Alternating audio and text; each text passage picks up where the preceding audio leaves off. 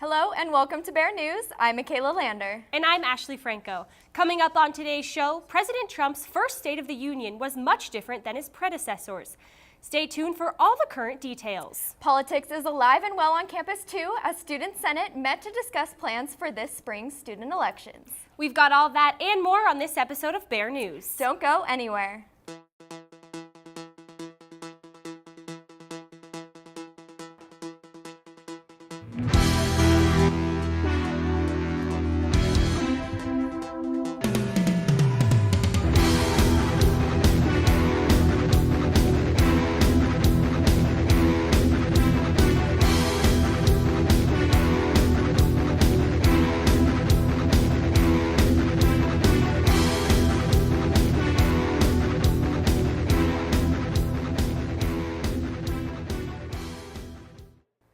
President Donald Trump's first State of the Union address is in the books, and he is calling for national unity. National unity was not the only thing Trump discussed in his first historically long speech. He talked unemployment, tax cuts, national security, and immigration.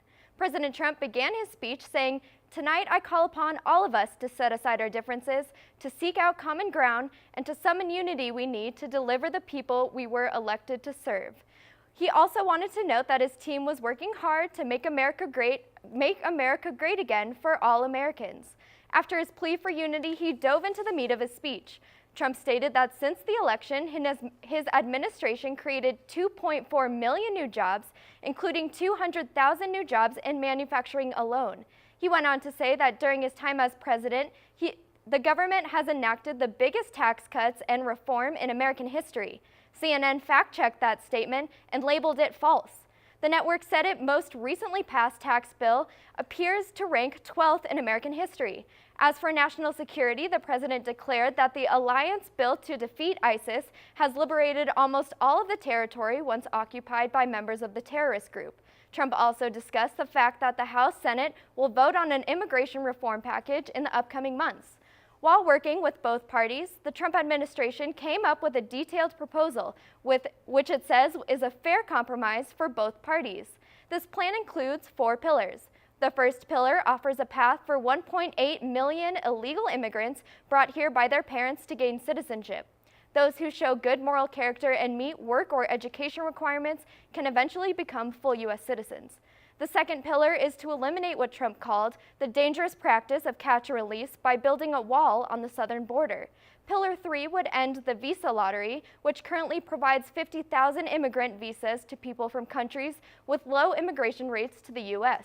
The final pillar ends chain immigration. Under the plan, the focus would be set on to immediate families and would limit sponsorships to spouses and minor children. CNN also fact-checked these statements, and while the network admitted most of his statements were true, it argued they needed context to back them up. The president ended his speech saying, "As long as we have confidence in our values, faith in our citizens, and trust in our God, we will not fail. Our families will thrive, our people will prosper, and our nation will forever be safe and strong and proud and mighty and free." It's election season for the Student Senate, and Student Body President Kevion Ellis is hard at work preparing for the big day. Signatures for application packets were due February 1st, while full applications for all positions are due on March 1st. Be sure to keep your eye out for the ballots in late spring and don't forget to vote. In other business, a group of students are trying to get funding for a new project called Mindfulness at UNC. The pitch started off with 1 minute of silence in order to clear the mind. The project would require funding for a space on campus to practice mindfulness. Mindfulness at UNC would teach students to stress less through breathing techniques. Students involved in the project want to get the idea on the Student Senate ballot, which would allow students to decide if the university should establish a mindfulness center on campus. Student Senate also heard about an exhibit from the Smithsonian that opened its doors in Michener Library on Wednesday. The exhibit is called "I Want the Wide American Earth" and will be at UNC through April. This is the only time and place the exhibit will be in Colorado, so make sure you get to see it and get the chance to see it. Student Senate plans to do a walkthrough of the campus commons in late February. All members of the Senate are welcome to go. The next Student Senate meeting is February 7th. Each meeting is open to the public and we'll have full coverage there, so be sure to tune in for BearNews for Student Senate updates. Did you know 2 out of 3 children don't meet the national guideline of 60 minutes of physical activity every day? Well, UNC is one of 2 partner universities in the Active Schools National who will collaborate to address physical inactivity and obesity among youth. Using the UNC Activity Schools Lab, community engagement efforts, student-centered research, and school-based educational activities, the organization hopes to entice children to get more active. Active schools serve as a clearinghouse to help students find best practices, programs, and resources to help students embrace more physical activity. The organization's partners include leading health education and private sector organizations such as Nike, the NBA, and USA Track and Field. Active Schools ambassadors include Olympic gymnast Shannon Miller and UNC graduate and educator Cyrus Weinberger. He developed a rigorous academic program coupled with a comprehensive wellness program at his former school in Erie. The nonprofit organizations appointed UNC Sport and Exercise Science faculty Russell Carson and Brian Donhauer to positions on the leadership committees. The university also got a grant of more than $700,000 from the Colorado Health Foundation. The money goes for SES faculty to help build a statewide system that connects efforts to promote health and wellness for children starting in high-needed schools in northern Colorado. February 1st brought with it some fresh snow. How are Greeley's current weather conditions, Michaela? Hi, I'm meteorologist Michaela Lucero. Right now in Greeley, we're at 33 degrees with cloudy skies and a mild breeze of 6 miles per hour. Tomorrow morning at 8 a.m. we'll be at 22 degrees and will only warm up to 30 degrees by 10 a.m. with winds at 2 miles per hour. Greeley got a little bit of snow last night, 4 inches, but if you melt that down, it's only 0.8 inches of measurable precipitation. I have the whole snow story in my full forecast, so stay tuned. Deep in the basement of Michener Library is a room full of volunteers who spend their time helping students battle food insecurities. Bear Pantry started out as a small storage closet in the basement of Decker Hall, but recently relocated to the library. And as my co-anchor Ashley Franco tells us, it has almost tripled in size and offers a variety of food and toiletries at no cost to students. Michener Library is not only home to books and classrooms, it houses one of UNC's most prized treasures, a treasure that many students may not know exists. Bear Pantry is an organization on campus which provides students with food and toiletries at absolutely no cost. So Bear Pantry is a collaborative initiative on the UNC campus to assist students in our community who are facing food insecurity. The purpose of the Bear Pantry is to provide students with food who may be experiencing food insecurity in our community. Students are able to walk into the friendly environment and get items they need to help them battle food insecurities. Some students express concern about where their next meal may come from, but with the help of Bear Pantry, there is no need to worry. Bear Pantry welcomes donations of non-perishable food, freezable items, bread, and personal hygiene items. Monetary donations are also a great way to help Bear Pantry. With monetary donations, Bear Pantry is able to partner with the Greeley community to purchase food with a greater nutritional value for students. If you're able to donate, anything helps, and there's a lot of students that benefit from the Bear Pantry, and we would love for you to stop by. We love students coming in our office and donating and getting the food they need. Monetary and food donations can be made in person or online. The Bear Pantry hopes to minimize food insecurity on the UNC campus while students work toward completing their education. Reporting from Michener Library, Ashley Franco, Bear News. Students can receive up to 5 non-perishables, frozen, or toiletry items twice a week with a current UNC ID. You can find Bear Pantry in Michener Library L15, and it is open 8 a.m. to 5 p.m. Monday through Friday. UNC faculty's hearts are still aching after a death of one of their very own last month. Gary Detmers worked in the communications office for 13 years, in which he edited the daily campus emails sent to staff. He had an extensive background in journalism and media relations, using his talent all over Colorado. Beyond work, he had a passion for reading and writing, extending into the creation of his own newspaper, the Quadri Times. Detmers is a beloved member of the campus community and will be greatly missed. You might have driven past the Cole House on Central Campus, but how much do you know about the Cultural Center inside? This week, Bear News reporter Amanda Andrews went on tour of the Native and Asian Pacific American Student Services building to find out more. The house has a lot of resources available to students from all backgrounds, including 2 recreation rooms, a computer lab, a full kitchen, meditation rooms, and a conference room. So are you interested in exploring Asian or Native American culture? Well, student representative Madeline Sheen says the Cole House has you covered. A lot of people think that the culture houses are only for people who identify within those cultures, but that's not true. The culture houses are here for students to come and hang out and relax and study, and also to learn about different cultures they might not necessarily identify with. So it's a cool opportunity for them to learn and also to relax and build a community with other people in their cultures. The Cole House is one of the 5 resource centers available to UNC students. Stay tuned after our commercial break for a full weather forecast by meteorologist Michaela Lucero.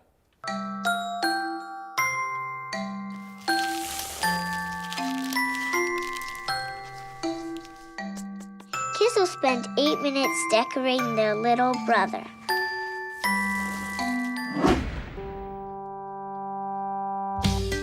Brushing for 2 minutes now can save your child from severe tooth pain later. 2 minutes, twice a day. They have the time.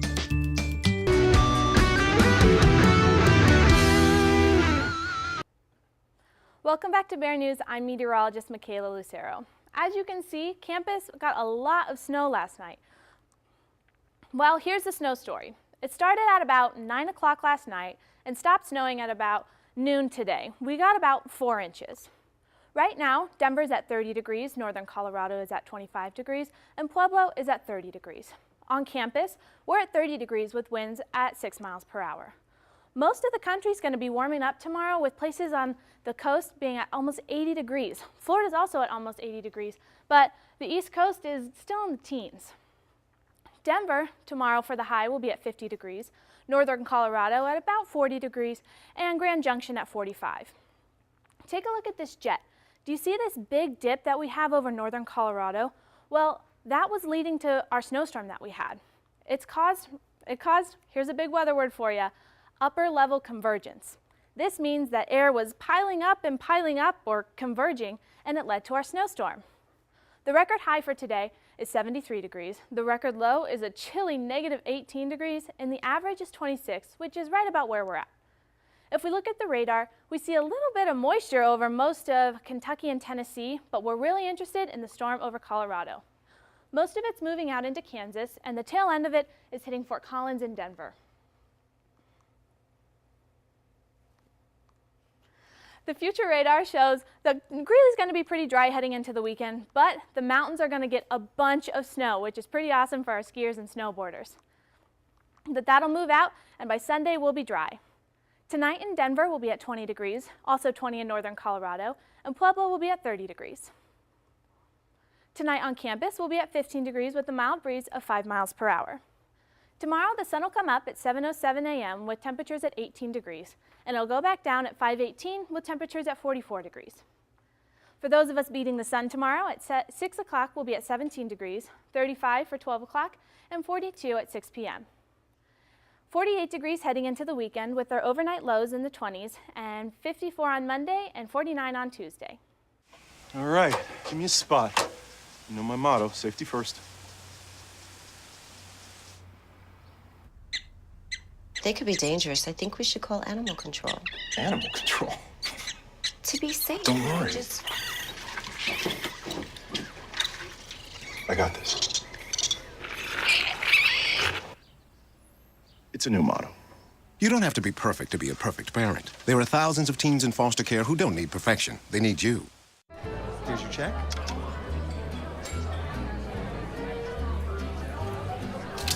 Oh, you got it. You know, since I got rid of my car, I really enjoy walking. Okay. Got it. No. Getting pulled over for buzz driving could cost you around $10,000 in fines, legal fees, and increased insurance rates. Oh, you're home early. You live with your mom? That'll set your game back a few years. Buzzed, busted, and broke. Because buzz driving is drunk driving. If you walk around Michener, you might notice new pieces of art lining the walls. But this exhibit isn't like the others. This exhibit was art made from the heart. The exhibit is made up of portraits, animals, and landscapes. The featured artists submitted pieces using oil paint, photography, and mixed media. Each piece carries themes of home, protection, and identity. The Best of the Show award went to the piece Winter Twilight by Clifford Bailey. The canvas painting features a landscape at dusk. The purpose of the exhibit is to portray raw emotion and, as the title of the exhibit says, art from the heart. The exhibit sticks around through February, so the next time you're in the library, take a walk through and enjoy the emotions from the heart. Sometimes art is more than just a canvas and painting. Sometimes the right art piece makes you feel a little uncomfortable. That's how artist Greg Deal described his artwork as he spoke to students and faculty in Guggenheim Hall this past Tuesday. Deal is a member of Paiute Indian tribe of Pyramid Lake, and his pieces have been featured in the Denver Art Museum and the Smithsonian.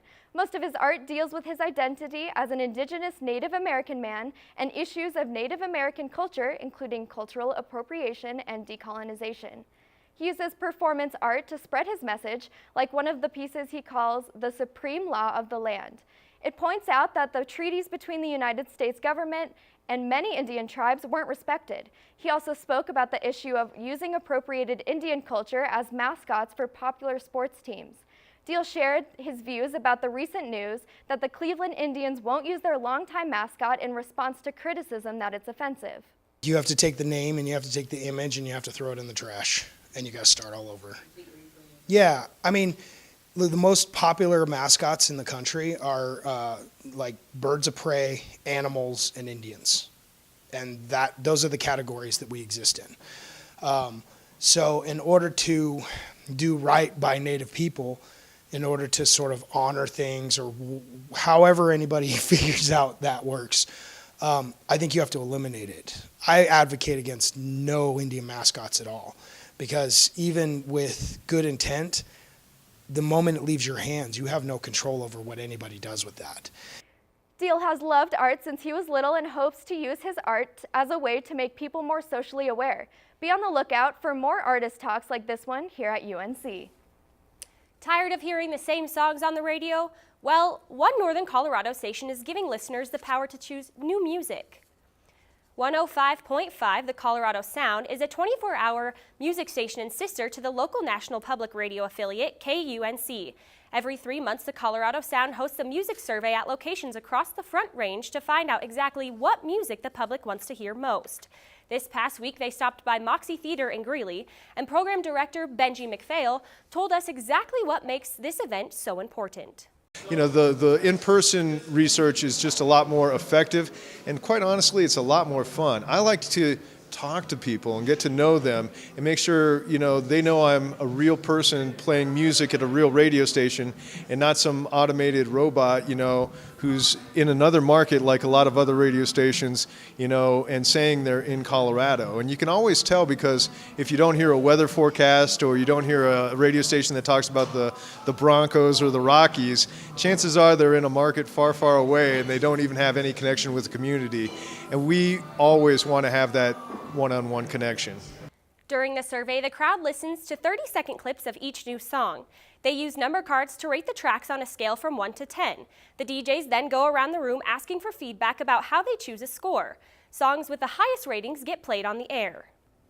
Staying in the loop with all your TV shows and current entertainment news can become quite difficult. Don't worry, reporter Sean Waldy is here to fill you in on all the things entertainment.